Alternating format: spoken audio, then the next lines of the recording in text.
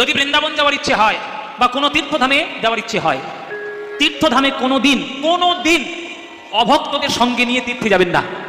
এক নম্বর কথা, অভক্তদের সঙ্গে নিয়ে কখনো তীর্থে যাবেন না।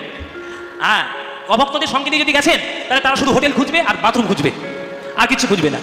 ওই জন্যে অভক্তদের সঙ্গে নিয়ে কখনো যাবেন না তীর্থধামে, এক নম্বর।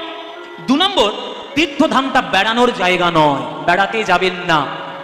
অনেকে জিজ্ঞেস প্রশ্ন করে, কোথায় যাচ্ছিস রে? বলে বেড়াতে যাচ্ছি। কোথায় বেড়াতে যাচ্ছিস? ওই তো পুরীধাম বেড়াতে যাচ্ছি। পুরীধামটা বেড়ানোর জায়গা? পুরীধামটা বেড়ানো? পুরীধামটা একটা তীর্থস্থান। তীর্থ মানেটাকে জানতে হবে। তীর্থ যে জায়গায় গেলে মানুষের আধ্যাত্মিক ক্ষমতা আরো উত্তীর্ণ হতে পারে, উন্নত হতে পারে, সেই জায়গাটার নাম তীর্থ। সেই তীর্থে গেলে বেড়াতে যেতে নেই, তীর্থে প্রবেশ করতে যেতে হয়। বেড়ানো, প্রবেশ করা আলাদা।